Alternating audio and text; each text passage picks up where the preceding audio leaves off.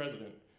So, join me in giving a grand aloha to the next president of the United States, the one, the only, Tulsi Gabbard. Thank you. Well done, Jesse. Thank you so much. Thank you. Thank you, Jesse. This is what we call a people-powered movement. Thank you all so much for being here. Let me get situated 1 second.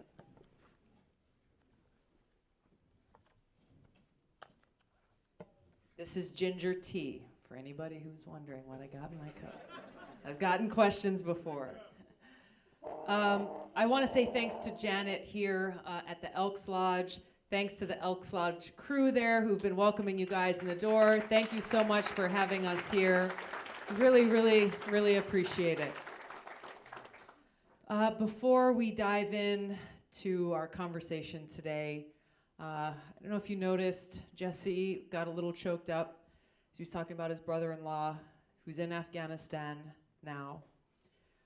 There's breaking news that I saw on my way in here that a number of our troops have just been involved in a firefight with many U.S. casualties being reported.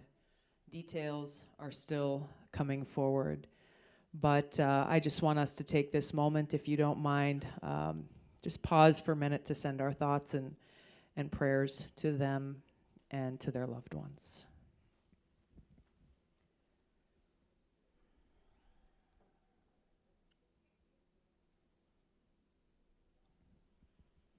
Thank you very much. And if we could take this opportunity, I know we have Charles here. Thank you very much from the VFW last night. If I could ask all of our veterans here and military spouses or families, if you would please stand and just let us recognize you and thank you for your service.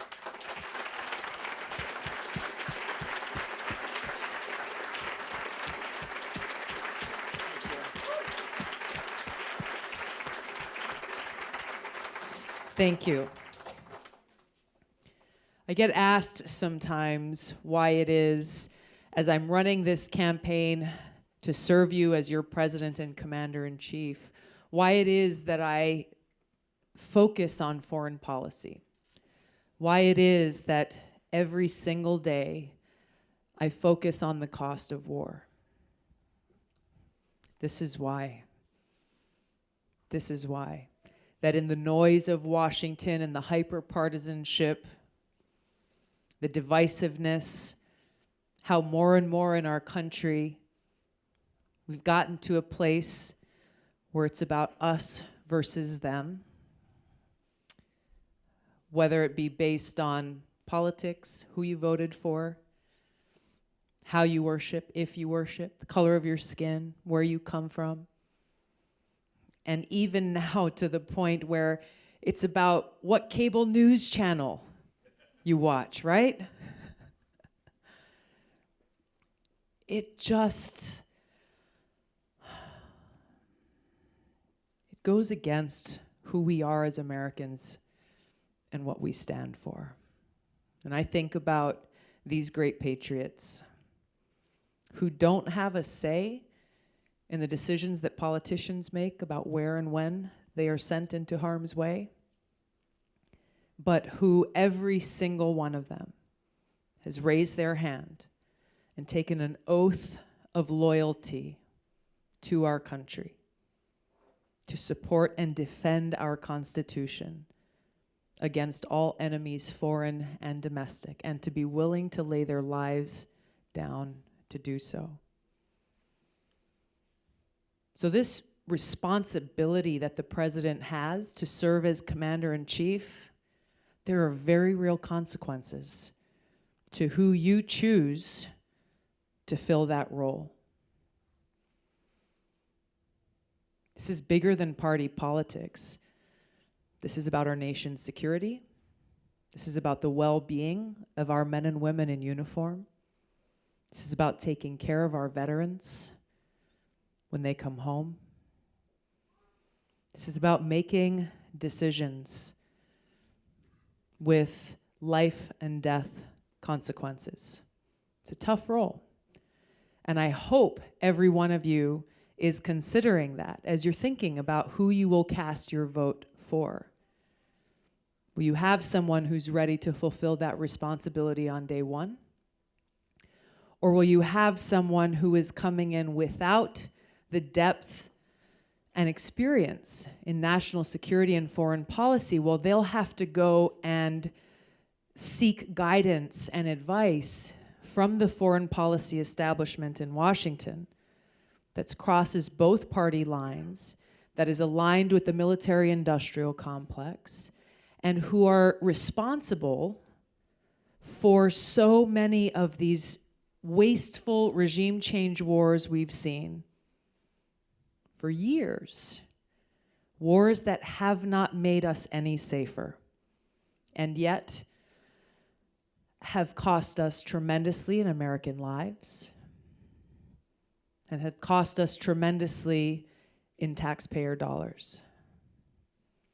The fact that as we gather here today, we are hearing breaking news about more American casualties in Afghanistan should anger every single one of us.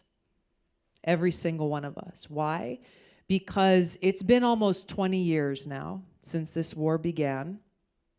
We were right to send troops in to go after and defeat Al-Qaeda. But that's not what our troops are focused on there. So it begs the question, why are they there? Why are we still spending $4 billion a month of our taxpayer dollars there? $5.5 million per hour. Why? What's the objective? At what point is that objective achieved so that my brothers and sisters in uniform can come home? The release of the Afghanistan papers that the Washington Post did, probably about a month ago now, exposed some pretty disturbing facts.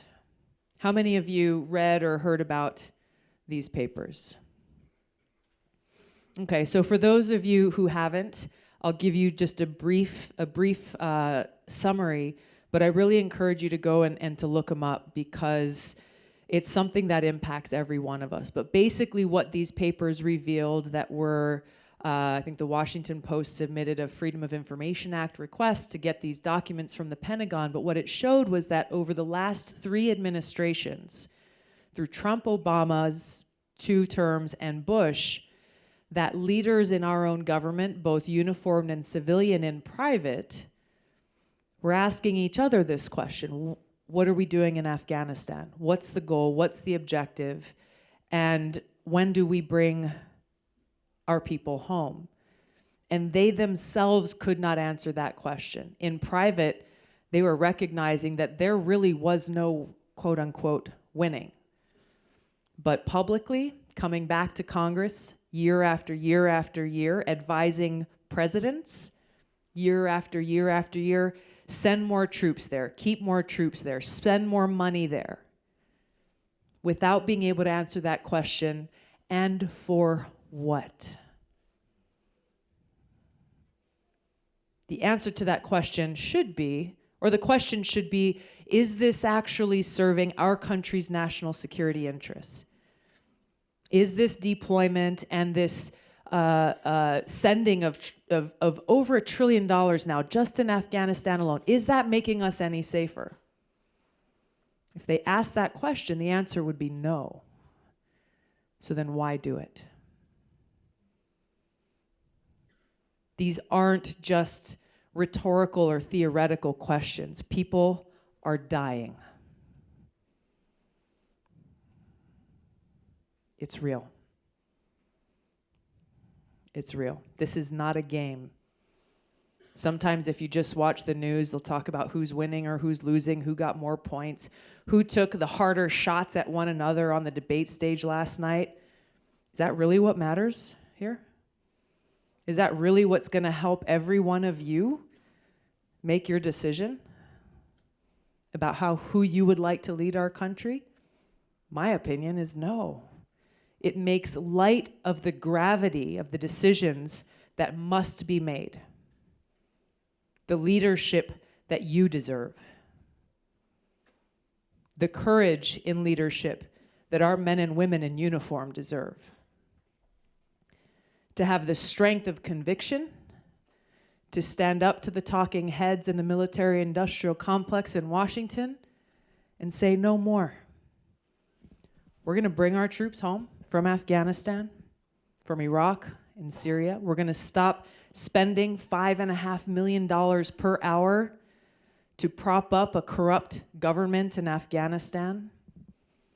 And instead, we'll take your hard-earned taxpayer dollars and really think carefully about how our resources can better serve our needs in rebuilding our communities right here at home.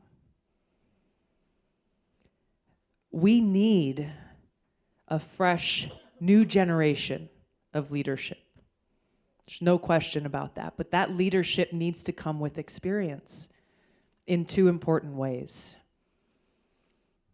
A person who has the experience to be able to walk in on day one, to serve you and to lead as commander-in-chief, to make these decisions that honor our military and our men and women who serve, while also ensuring our national security interests, ensuring our priorities are straight as a nation, and experience in being able to work with Congress to get things done, to pass legislation, to enact the kinds of reforms that we need.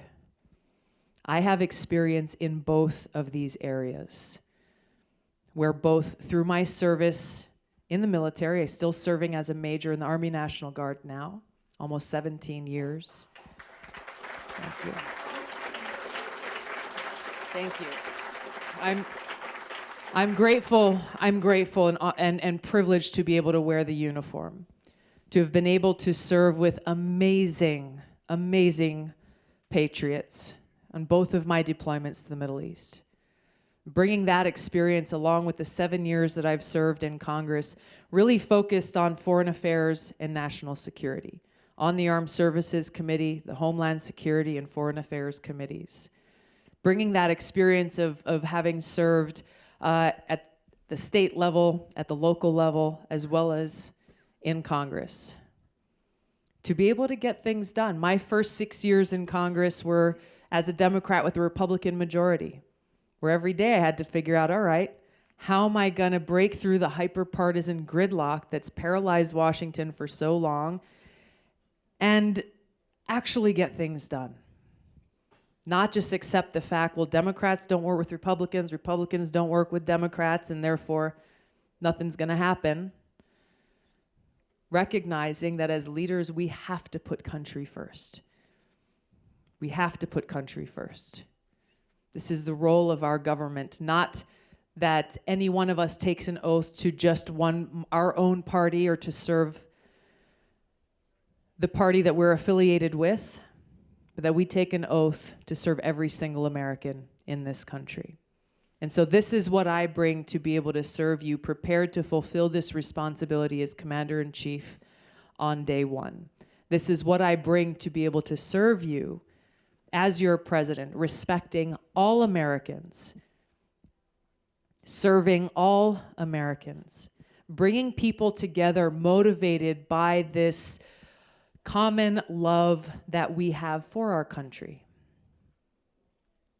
for each other, this care we have for our future, where we know both throughout history, we've seen example time after time that when we, the people, when we as Americans work side by side, we can accomplish anything. We can overcome these challenges that sometimes seem insurmountable.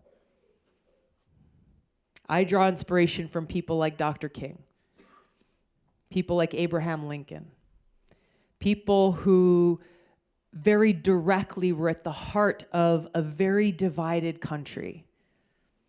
Dr. King being vilified and beat up, along with many other civil rights heroes. People who faced incredible challenges, but who recognized how to move forward together, motivated by this love and respect for each other as fellow Americans. regardless of who we are, where we come from, the color of our skin, or how we worship, or all of these other things. Abraham Lincoln gave a powerful speech a little over 161 years ago. And in that speech, he warned a terribly divided nation that a house divided against itself cannot stand. A house divided against itself cannot stand. And his warning then, at that time, rings just as true today as we face a terribly divided nation, with more and more people questioning if it's possible for us to stand as one again. Failure is not an option. That's the answer to that question. Failure is not an option. And that's how Abraham Lincoln chose to end that speech. He said, "We shall not fail. If we stand fast," he said, "we shall not fail." And that is his challenge to all of us today. Whether you are here as a Democrat, a Republican, an independent, or libertarian, that we stand together, that we stand fast, and we shall not fail. That we will lead the way to bring to fruition the words in our Pledge of Allegiance. That we are truly one nation under God. We are indivisible, with liberty and justice for all. It's not going to be easy. These things never are. But we stand strong on the foundation of our Constitution, on a pathway that has been laid down for us by those who have come before us, and drawing our resolve and our courage and our strength from the great sacrifices of those who lay their lives down for this nation. Carrying that honor and that responsibility in our own hearts as we think about the things and the people who we value most. So for those who say, well, gosh, you know, the system is broken, it's beyond fixing, I don't see any reason to go vote because my vote won't count. The system is broken, but it's up to us to fix it. The power is in our hands.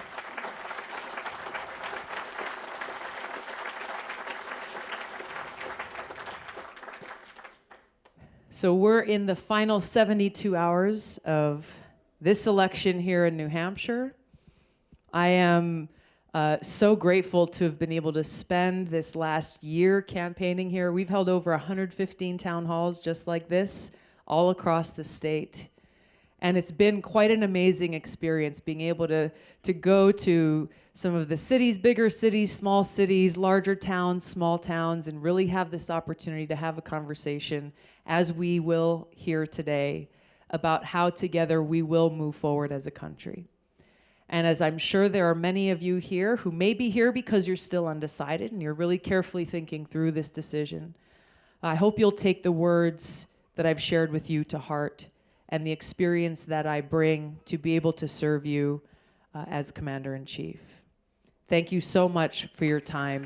I'm truly grateful. Thank you. Thank you. Thank you very, very much. Thank you. Now, we've got a couple of microphones. We'll be able to take some questions here, or if there's thoughts that you'd like to share, we'll try. I want to get to as many questions as we can, so I'll ask you to be brief, and I will do my best to be brief. Yes, we'll start with you, but before we start, I wanna help us better get to know each other really quickly. I talked about us standing together across party lines, and so I want to ask, if you're a Democrat here, raise your hand. All right, thank you. If you're Republican, raise your hand. Awesome, thank you. If you are independent or libertarian, raise your hand. This is so amazing because this is America, folks.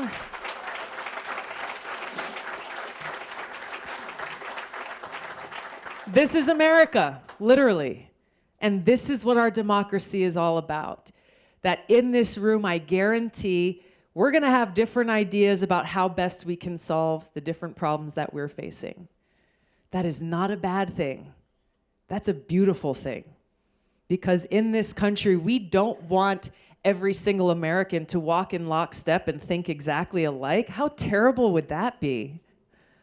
We want to have these conversations where we're bringing our unique experiences to the conversation, maybe shedding light in a way that someone else or I hadn't considered, and come together and say, well, gosh, if we have the same goal, and if we understand the problem, then our solutions will be stronger for the diverse views and opinions and ideas that we can gather here together.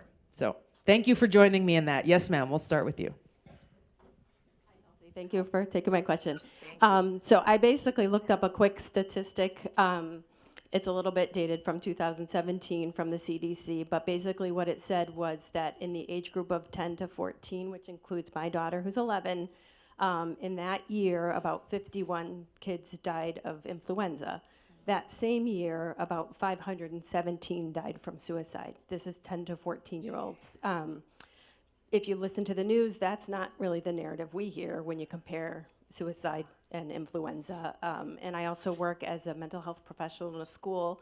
And another narrative that concerns me is when there is school violence or tragedies like this, that what we hear is that there were missed signs. And I guess as someone who's in a school working with mental health professionals, working with teachers who are very dedicated, that may be the case some of the time, but what really is the case more of the time is that we have really an egregiously inadequate system for mental health care in this system, that we are fighting, we're working hard, trying to get kids the help that they need, and it's just not there. It's a very complicated problem. I think that you're kind of a complicated analyst of problems, so I guess I'd like to hear from you what you would do to help be mission focused about that. Yeah. Thank you. Thank you, and thank you for your service that you provide to kids every day. And for bringing attention to this tragic, tragic number.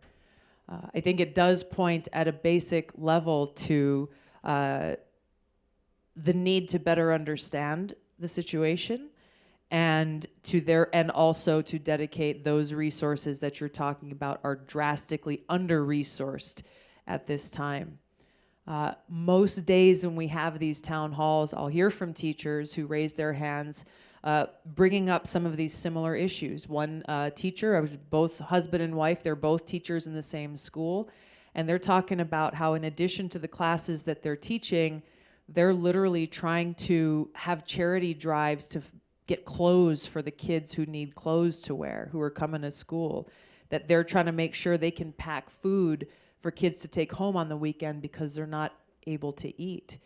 Other teachers bringing, I think, something that is also not being talked about enough in the news, which is with this opioid epidemic that's impacting our country, that now you're seeing kids coming to preschool, kindergarten, first grade, who are coming from parents who've been addicted or may still be, and are experiencing their own kind of mental health challenges and trauma as a result of that, with teachers themselves not having anywhere near the kind of training to know how do we best help these kids.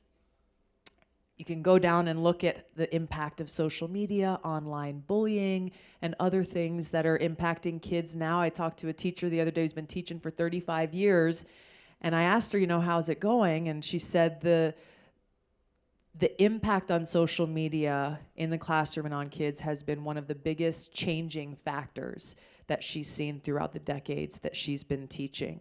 And so really as you mentioned, these situations are complex. There's no one single best answer to be able to address this.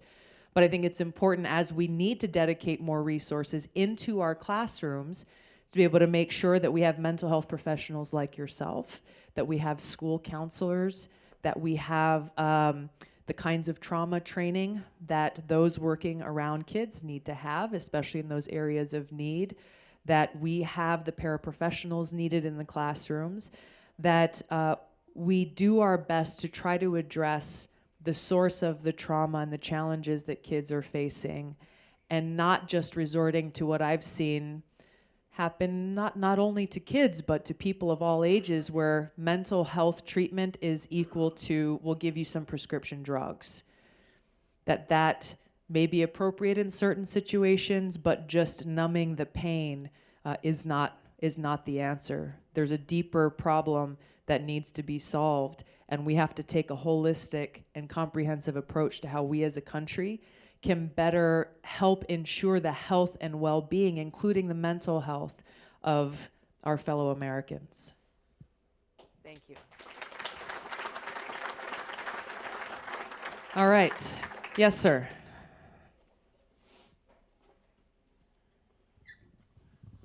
Good evening. My name is Craig Davis. I'm a resident here in Rochester. I've been a resident of New Hampshire for about 20 years and formerly from Maine. I do business between Maine and New York City, so I get around a little bit too. Haven't had as many town halls as you have, but I've made some observations, and I started making them before Mr. Trump was elected, and one was something needed to change in Washington because people were just fed up with people not getting things done. Yes. And people feel like, and you've heard this a million times, we're not being represented, and that happens to be probably more strongly so of Congress than it even does with whoever's in office as the president, because at least they have somewhere of a plurality between 33 and 51%. Yeah. Right now, Congress's rating is lower than any president in recent history. Mm-hmm. We have a problem, but this room makes me proud and happy because it is a cross-section of people from different parties and different viewpoints, and that gives me hope. Yes, me too.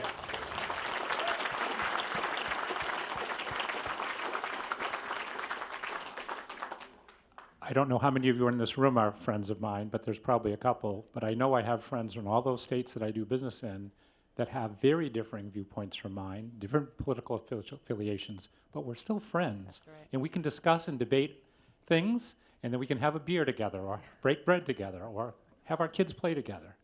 And that's very heartening. One of the things that somebody on the debate stage last night said was, we have to have a massive movement to enroll voters. And they were talking more specifically Democratic, but I think it's everybody. I agree All completely. the young people that have become disenfranchised before they've even voted, and people that are 20s, 30s, 40s, 50s, 60s, and 70s that are like, it's not worth anything, it doesn't count. We have to remember we do count, and that's what our government is founded on. It's each individual one of us having a vote. Yes. So Mr. Obama did a pretty good job getting elected twice, despite some odds against him, several parts of who he was and questions that were asked, but he offered hope. Yeah. And what I hear from you is hope. Hope that we can change it. I'll give a really funny small example. My mom is 88, and I say to her, Mom, how long do you think it takes to make a change? Because I do wellness coaching and life coaching. And she goes, oh, I've heard 30 days, 60 days. I go, no. Takes 7 seconds. As long as you've made up your mind to make the change, everything else is just practice.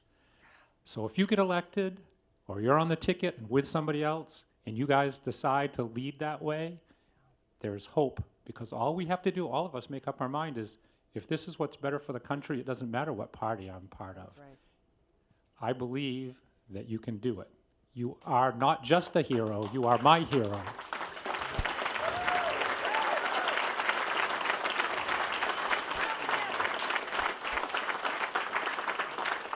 One more quick thing.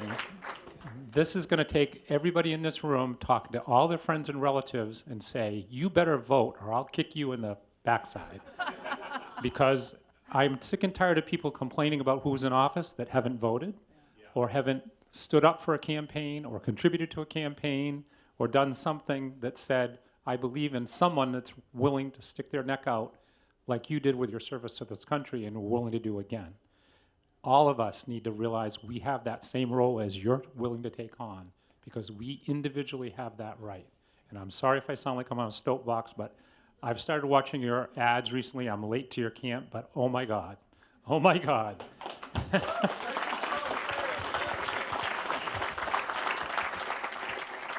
Thank you.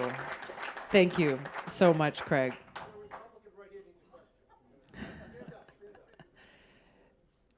You represent, I'll get to you one second. You represent the voices of so many people. And we're live streaming this here today, I hope. Are we? Live stream is working. So there are thousands or tens of thousands more people across the country who are tuned in. And watch out, y'all. Craig's coming for you. Thank you. Thank you. That means so much to me. Yes, ma'am.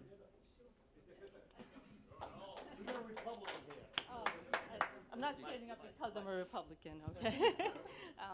I was reading the back of your card, and it talks about education. Yeah. Speak into the mic, okay? I have stage fright, sorry. Education, that's my passion. My daughter's with me tonight, and I homeschool 3 kids, and I live here in Rochester. Thank you.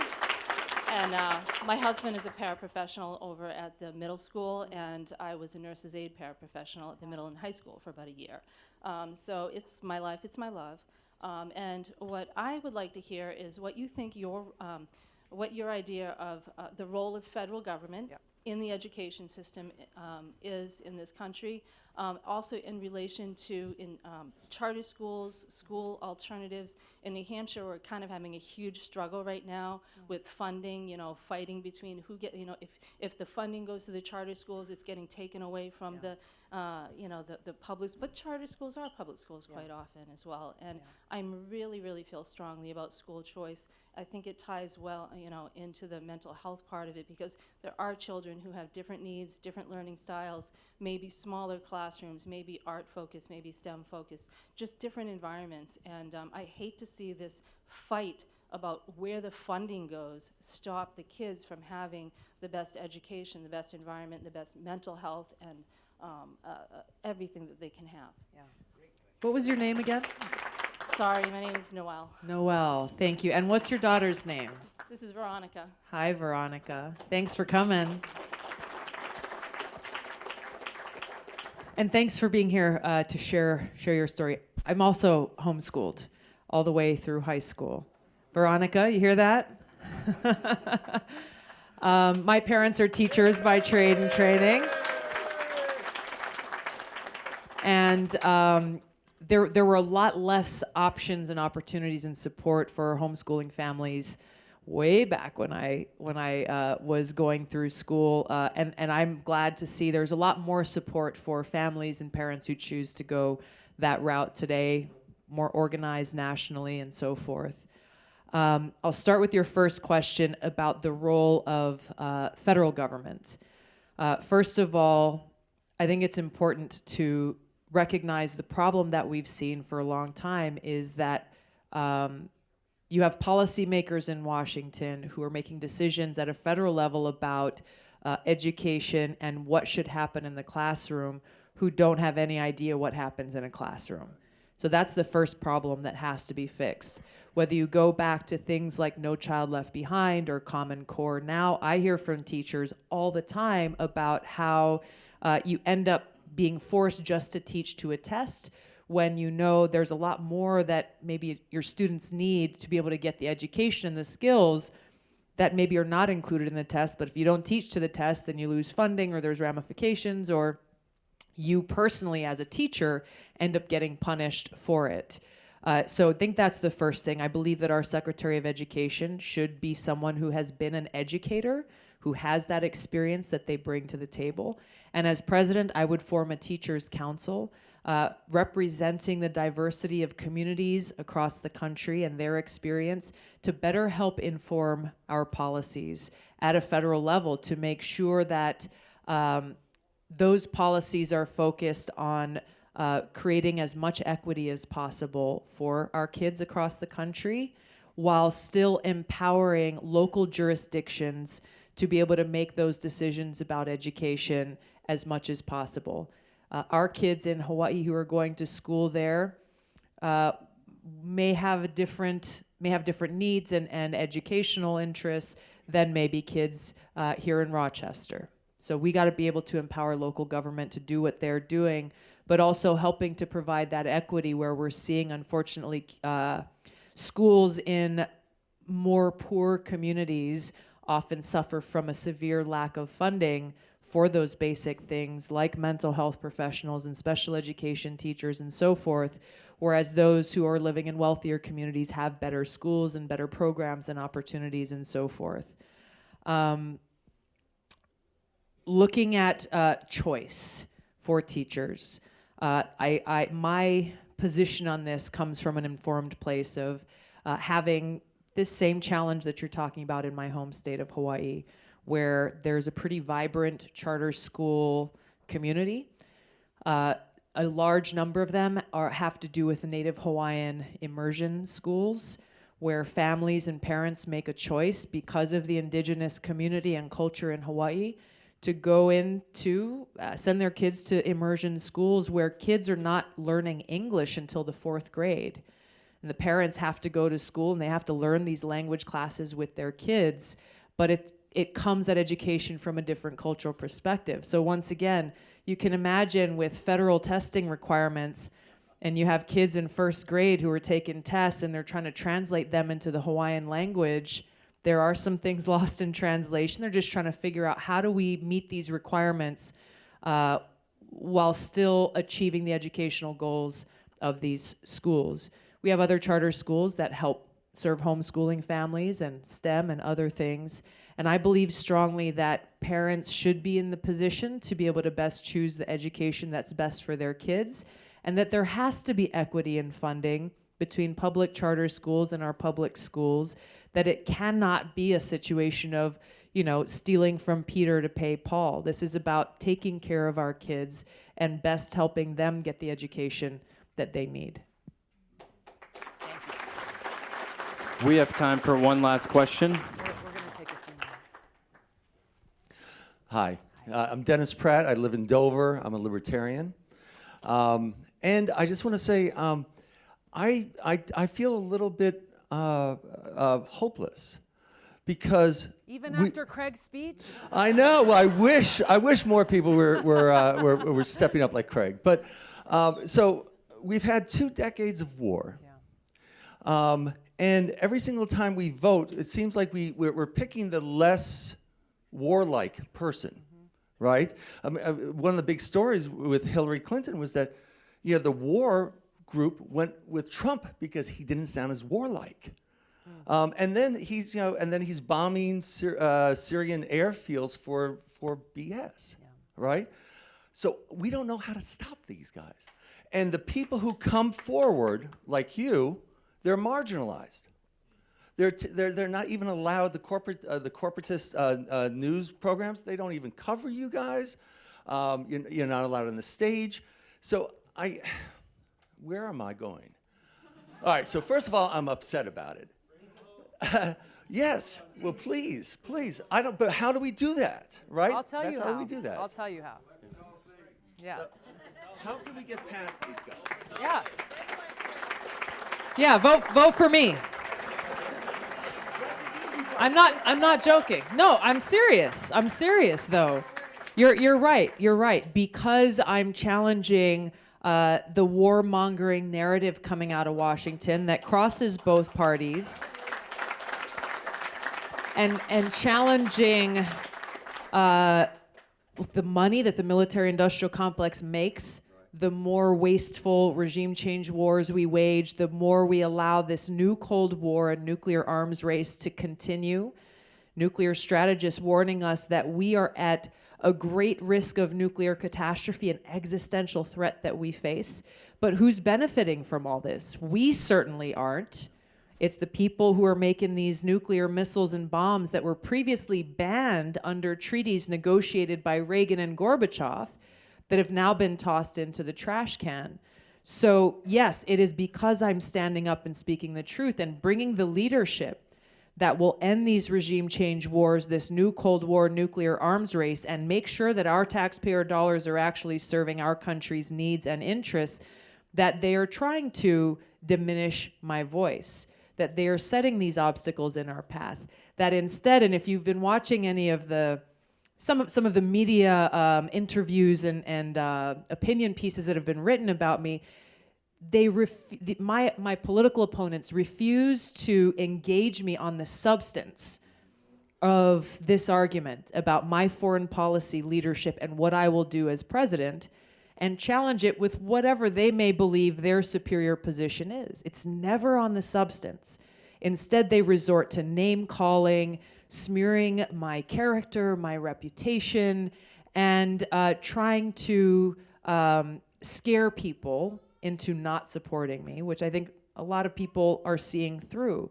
So how do we do this? How do we overcome these powerful forces who have been in power so long and who are scared of losing that power if I get elected, because I don't bow to them or their money or their interests, because I know that I work for you, that I work for you.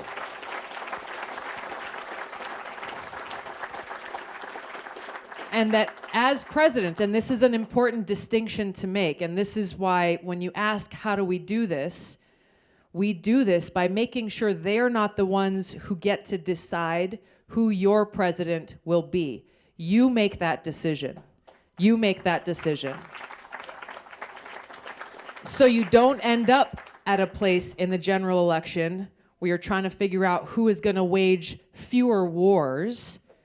Seriously. But instead, make the decision now while you have this opportunity before you to elect someone who will have the courage, the backbone, the experience, conviction, and foresight to walk in as commander-in-chief, not be bullied by the foreign policy establishment, whether they may come in civilian clothes or some who have a lot of stars on their shoulders, and instead be able to lead our country away from this path of needless destruction and waste, and instead get our priorities straight.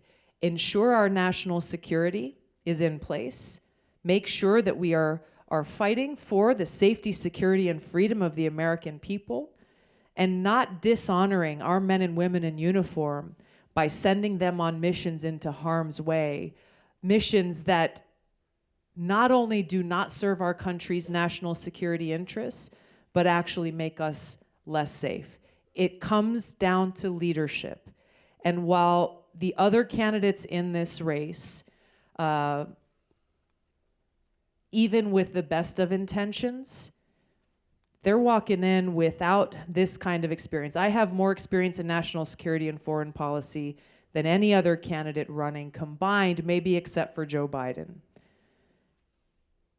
If you elect a president and commander-in-chief who walks in not knowing what they're doing, you can be guaranteed that they will rely on the very same unelected individuals in Washington who have held power across both administrations from both parties, and that we will continue to see a perpetuation of these same wasteful regime change wars. We will continue to see trillions of our dollars going to build more nuclear weapons to fuel a nuclear arms race, this new Cold War that is only making us and the world less safe and draining more dollars from our country, our pockets, and our communities.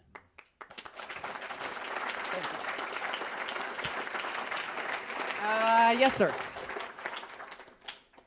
Oh, thank you. Sorry, she's going to pass you a mic right there so everybody can hear you. Very well. Thank you for coming. My wife and I, we came a long distance because we are Tulsi people. I appreciate that. Thank you. Two brief questions.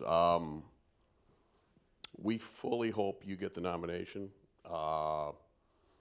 That being said, with your significant crossover appeal to moderate Republicans, independents.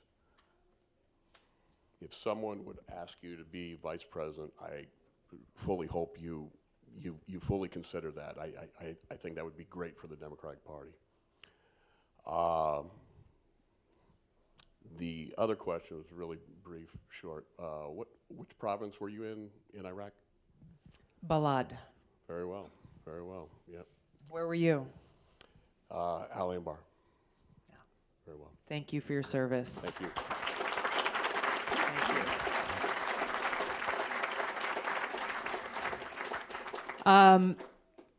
We're going to count on every one of you turning out on Tuesday to make this thing happen. So I'm not going to answer your first question. Thank you. Thank you. Let's take somebody here. Yes, ma'am, right here.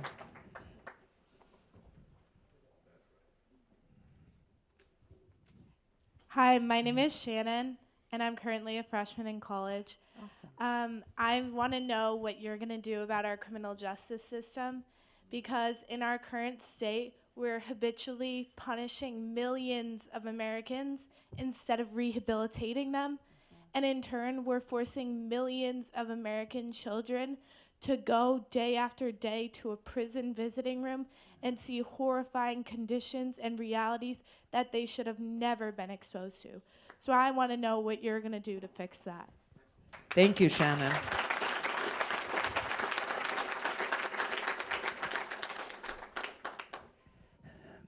You're exactly right.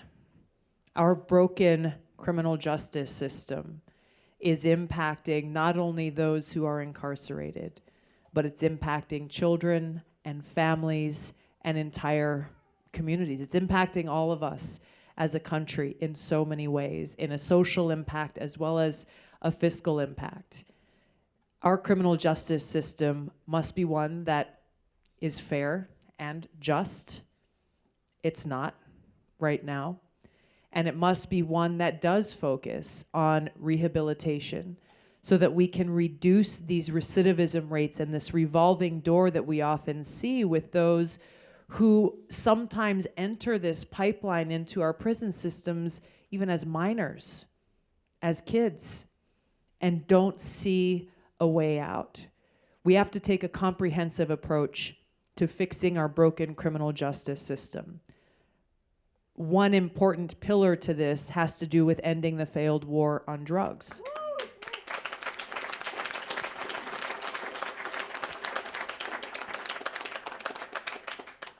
We see how this failed war on drugs has torn families apart and ruined people's lives.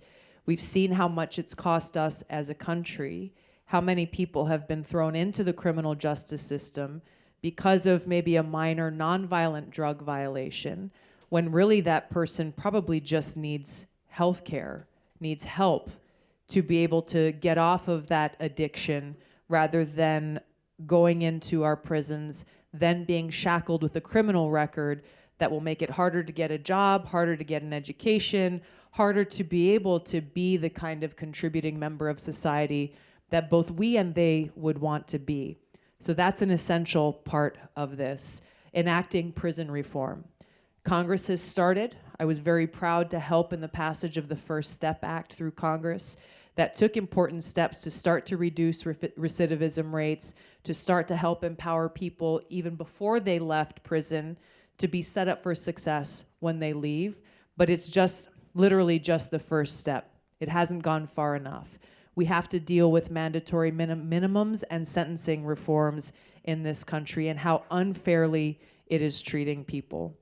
I met a gentleman in Virginia probably last year now when I introduced my bill in Congress that would end the federal marijuana prohibition. The only bipartisan bill in Congress to do that. And he came and he drove up. He'd never done a press conference or anything before, but he had just been released from prison not long before. And he came to share his story. Young African-American man, about 10 and a half years ago, was in college, maybe a year or two older than you are now. He was studying computer science and had a plan for his life and what he wanted to do with that. He got hit with 2 minor marijuana violations. And he admits wrongdoing, takes responsibility for it. But because of Virginia's laws and mandatory minimums, he had to serve 2 back-to-back 5-year sentences. 10 years of his life gone for nothing. And his cellmate was someone who had taken the life of another human being. And he got out of prison before Henry did because of the mandatory minimums with no opportunity for parole or early release. The impact of this broken system, of these sentencing laws that are not helping the individuals who are suffering as a result of them, nor is it helping us as a country, have to be changed. Cash bail reform is necessary so that we're not needlessly punishing poor people who are charged with a crime that they may or may not have committed, creating this inequity where they have to go to prison, maybe lose their job, have to figure out who's going to take care of their kids and so forth, even before they get their day in court, while people with money are able to say, all right, here you go. I got money so I can get back to my life until my day in court comes. There's a number of other reforms that I think we need to take place, but these are the major pillars, I believe, of where we start to bring some fairness and some justice back into our criminal justice system. Thank you. All right, in the back there, yes. Sorry, one second. Thanks. This morning we were at a candidate forum in Concord, I think it was, and it was for sponsored by NARAL about pro-choice, and it was about the courts. And to a person, all the candidates said that they were going to pack the court, that they were going to go from 9 members of the Supreme Court to 15, except when Bernie came up, he said, no, I don't think that we should do that because then the next guys come in and then it's 23 and before you know you have 87. And so then Bernie said, but I have legal scholars that tell me that we can take Supreme Court justices and move them to lower courts. That's what he said. All this scared the hell out of me. And the judicial branch, we have 3 branches of government for a reason. It's basically an executive takeover of the judicial branch. Nonetheless, the judicial branch as now constituted might get in the way of some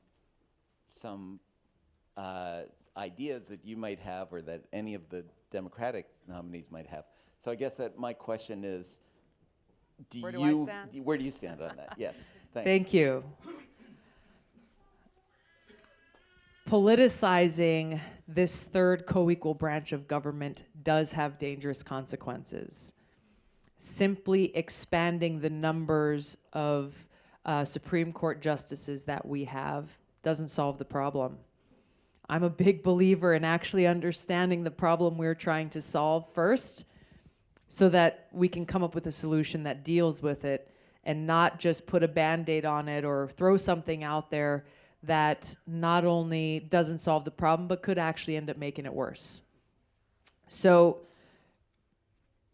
there's two ways that I believe that we solve this politicizing of the bench that has not only happened under this administration, it's been something that's been happening, I think, slowly over time, where if you look back when President Clinton nominated Ruth Bader Ginsburg, she was confirmed with a strong bipartisan vote of 94 or 95, something like that. Incredible.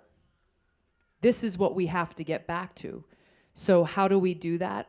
That comes from me as president nominating individuals not based on partisan interests, but based on the best qualified person who will be a fair arbiter of justice based on our Constitution. And therefore,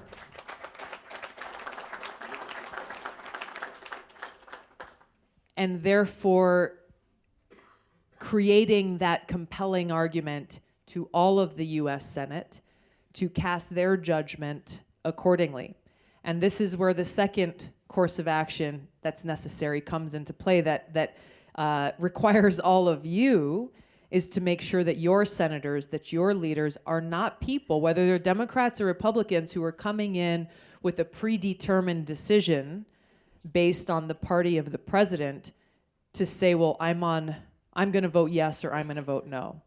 That senators are supposed to sit down with these nominees, have in-depth discussions and conversations before they make their decision in casting that vote, and really fulfill that responsibility that the Constitution gives solely to the U.S. Senate that is rooted in our Constitution.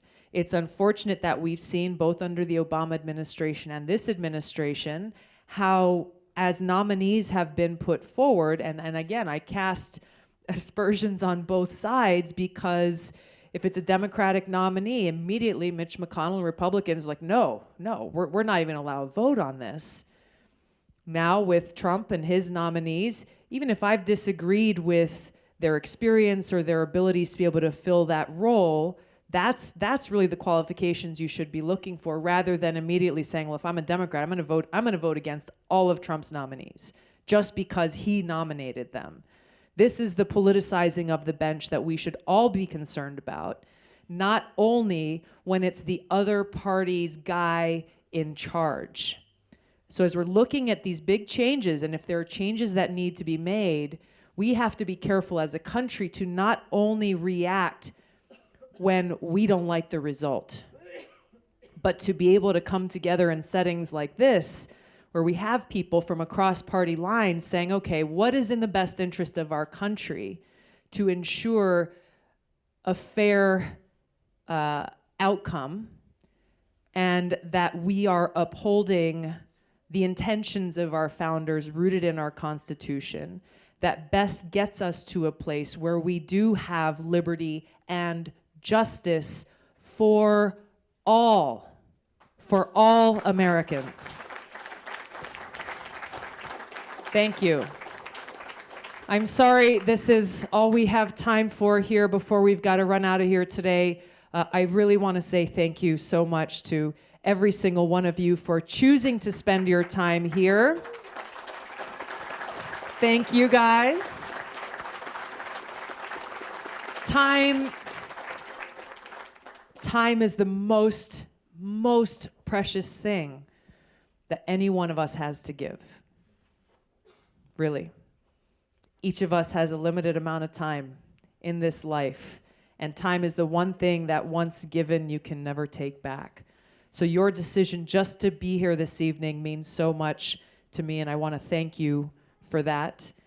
As I mentioned, we have 72 hours before, I guess, the polls close almost on Tuesday, and I want to invite you to stand with me. I want to ask you for your vote and your support, because my campaign is a people-powered campaign. We take no money from PACs or lobbyists or corporations. And this campaign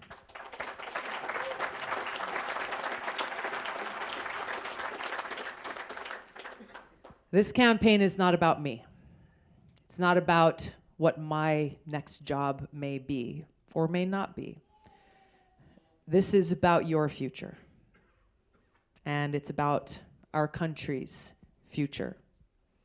So I want to ask every single one of you here tonight that if you are sick and tired of politicians in Washington who say one thing but do another, I invite you to stand with me.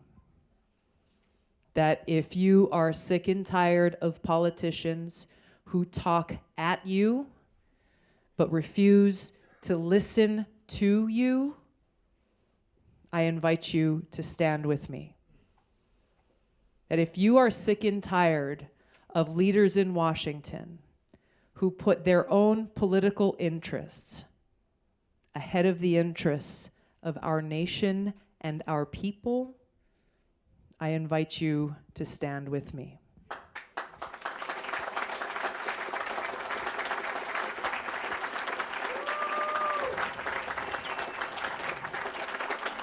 And if you are sick and tired of seeing our nation's sons and daughters being sent needlessly into harm's way and coming home to their loved ones in coffins.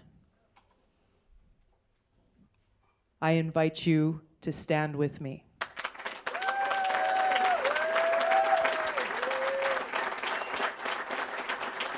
Change is within our hands.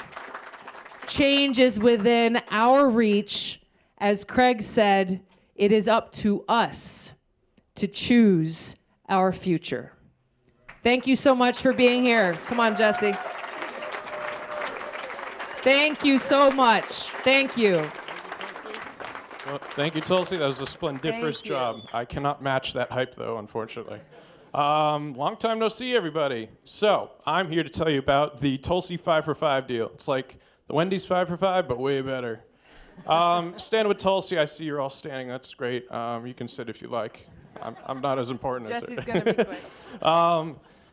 First up, on the 5 for 5 list, we got take 5 minutes to go on social media, throw a bunch of hashtags Stand with Tulsi's out there, tag 5 people to also join in with you.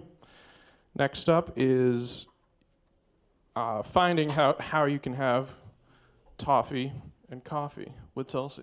Hey, that rhymes. Nice. On the coming up third is attend a town hall. There are a few left. And fourth is to be part of the volunteer opportunities club, whatever you want to call it. I've been doing this for many months and I love it. And lastly, vote on election day and take 5 people to go with you. That is the most important part here. Thank you, and I'll hand off the mic. Thank you, Jesse. Well done. Thank you so much. Thank you again. We have our volunteer table and merch table there by the door if you'd like to stop by on your way out. I think the most important thing at this point is bring 5 people with you when you go vote. Whoever you vote for, bring 5 people with you when you vote so that we can make sure that our voices are heard in this election. I'm going to be able to stick around for a few minutes if you want to come up and say hello or take a picture. We're going to start the line on this side of the room and go out this way. If not, thank you so much. It's great to see you all out here tonight. I appreciate all of your love and support. Aloha. Thank you.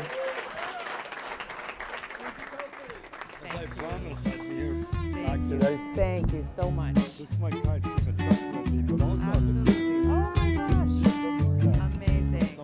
When you get back in Hawaii, if you have one of your caps, I Okay. appreciate if you send it. I'll get you one. I'll get you one. Thank you so much. Great You've seeing you, definitely Charlie. got my vote. Thank you for that. It means a lot to me. Have a good Thank day. you. Take care of yourself. Thanks for everything you're doing. Hi. Thank you so much. What's your name? Thank you for your help.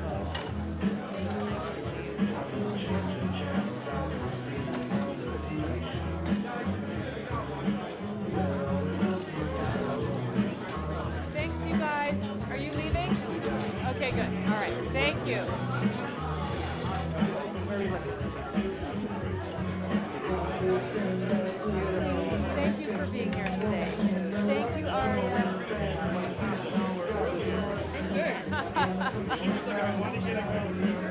Thank you. One more, Aria. If I could just One more ask picture. everyone to take a big step back, please. Awesome. Thank you so Oh, much. you're so sweet. Thank you so much. Really appreciate your support. Have a good night. Hey, buddy. Nice to see you again. I'm so glad you guys came. We love you. We're gonna do better, honestly. Thank you. This is something that we gotta. Yes, but you know what? You know what? I saw that he said it. Just support them. Yeah. That's exactly how we do it. Exactly. We don't have to have the extreme views. Thank you. The girls want to come in? Yes, the girls. All right. You're back. Nice to see you again.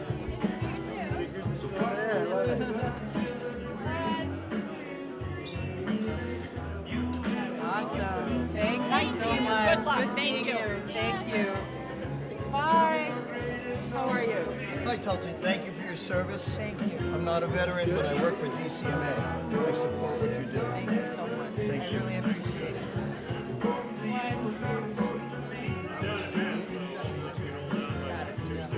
Thank you. You want me to sign that? I would love it.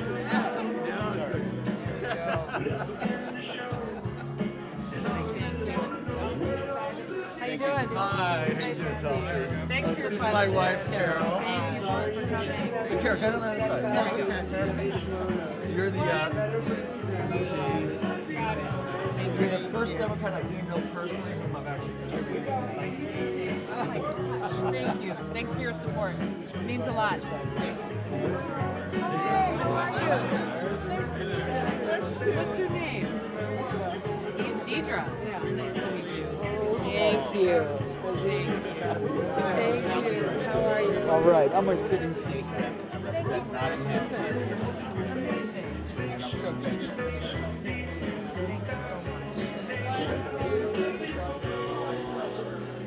Wonderful. Thank you. I appreciate you being here. Every day. Thank you. Right back at you. You bet. Thank you. Take care. Time for the only solo picture. All right. Finally. 1, 2, 3. This is the last one before she wins New Hampshire. Yeah, We'll see you on election night. I will be way up on the Tuesday. other end of New Hampshire. Oh, okay. Yeah. Well, thank you for everything you've done, Jesse. I hope to catch you later. Okay, good. All right. Thank you. Thank you. How are you? What's your name? Nice to meet you, Brian. Hi, nice to meet you. Andrew, awesome. Thanks you guys for coming here.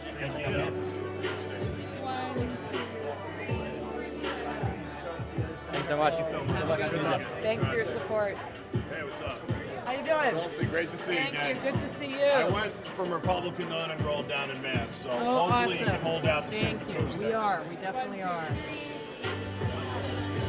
So you can help us out a lot there. Yeah, thank We're on you the so ballot much. already, and so we got to get the Thank you word for out. standing against war. Thank you. I'm with you. Thank you. Grazie. Hi, how are you? Good, how are you? I'm good, thank you. Thanks for being here. No problem. What's your name? Garrett. Garrett, awesome.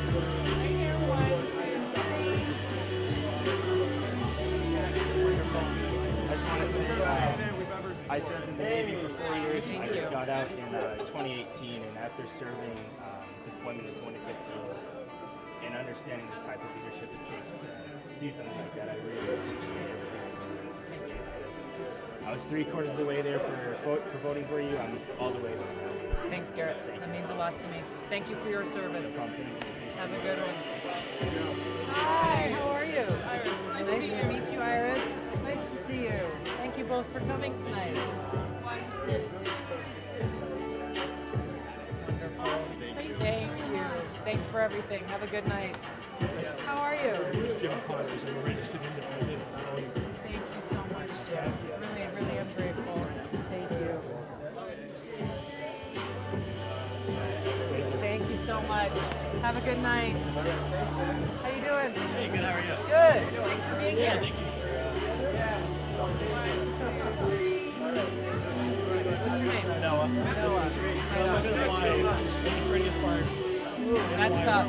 Every island is totally unique and beautiful.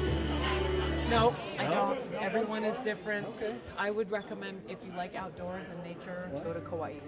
Yeah. Thank you. Thank you. Hi, how are you? Good. What's your name?